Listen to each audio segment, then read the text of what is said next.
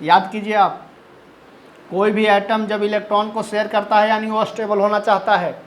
तो देखिए इस फास्फोरस, इस क्लोरीन का एक इलेक्ट्रॉन बॉन्डिंग अरेंजमेंट हो चुका, इसका भी यहाँ। आप देखिए तो बाबू, क्लोरीन को स्टेबल होने के लिए फास्फोरस से कितना इलेक्ट्रॉन की आवश्यकता है? एक, क्योंकि 7 उसके पास पहले से अवेलेबल है। एक इलेक्ट्रॉन उसको कहीं से मिल जाएगा तो 8 हो जाएगा। तो एक इलेक्ट्रॉन कौन दे दिया? फास्फोरस। तो इस क्लोरीन के पास भी 8 इलेक्ट्रॉन आपने देख रहा है, इसके पास भी 8 इलेक्ट्रॉन देख रहे हैं आप, इसके पास भी 8 इलेक्ट्रॉन देख रहे हैं। पूछे क्यों सर? 7 पहले से था भैया, एगो इससे लिया 8 हो गया। सेम एज यहाँ भी हो गया 8 इलेक्ट्रॉन, सेम एज यहाँ भी हो गया 8 इलेक्ट्रॉन। यानी chlorine, all chlorine are stable but phosphorus are unstable. Phosphorus unstable है। पूछे क्यों? देखिए कितना इलेक्ट्रॉन है इसके पास, जोड़ लीजिए। 5 पहले से था, 6, 7, 8। जो बॉन्ड बनाया वही इलेक्ट्रॉन खाली लेगा, पूरा वाला नहीं।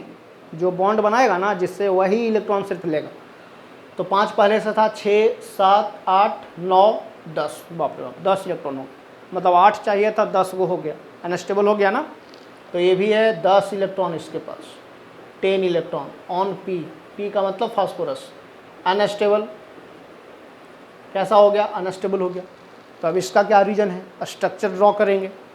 तो फास्फोरस इतना तेज है, क्लोरीन को कहता है कि तुमसे हम बॉन्डिंग अरेंजमेंट किए हुए हैं ज़रूर, लेकिन हम अपना वैलेंसी के बराबर अपने टाइम बॉन्डिंग अरेंजमेंट करेंगे। अब वैलेंसी क्या होता है? संयोजकता, हिंदी में बोलते हैं संयोजकता।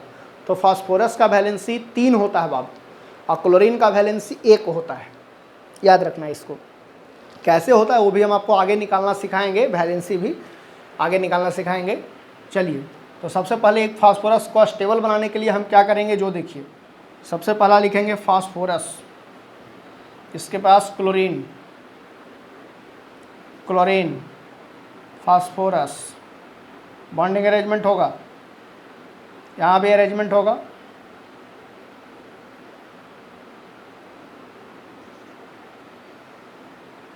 यहाँ भी अरेंजमेंट होगा,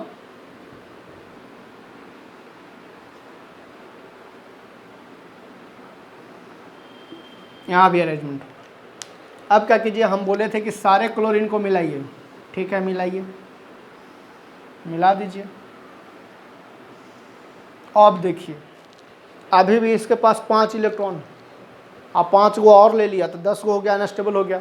अब फास्फोरस क्लोरीन को एकदम सीधे तरीके से हिदायत करता है, डांटता है उसको, क्लोरीन को कहता है कि हम तुमसे 3 ही इलेक्ट्रॉन मात्र लेंगे। तो क्लोरीन पूछता है क्यों? क्योंकि मेरा वैलेंसी 3 है, तो हम वैलेंसी जितना रखेंगे उतना ही हम तुमसे मात्र बॉन्ड शेयर कर सकते हैं, उससे ज़्यादा बॉन्ड शेयर नहीं कर सकते हैं, क्योंकि हमें भी स्टेबल होना है।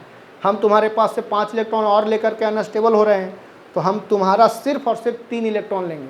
तो 3 इलेक्ट्रॉन कैसा लेंगे? डाई ए और ए। ये जो हम डार्क ब्लू कर रहे हैं ना, इसको ध्यान रखिएगा। यही डार्क ब्लू आपका ट्रायंगुलर बाई पिरामिडल शेप देगा, जो प्रिज्म शेप आप कहते हैं। यही शेप आपको डिफाइन हुआ। कौन सा शेप? Trigonal bi pyramidal. यानी कैसा शेप आपको मिल गया? Trigonal bi pyramidal. तो आंसर इसका कौन सा हो जाएगा इस छोटू? D number. इस सवाल का आंसर कौन है? D number. यानी 3 इलेक्ट्रॉन इसलिए फास्फोरस लिया क्योंकि उसका स्टेबिलिटी से ज़्यादा इलेक्ट्रॉन था। जब वो शेप बनाया तो कैसा शेप बनाया? ट्रायंगुलर शेप बना, प्रिज्म के तरह बना शेप, यानी ट्राइगोनल बाई पिरामिडल शेप आपको मिल गया। क्लियर है? चलिए, तो हम लोग बात करेंगे।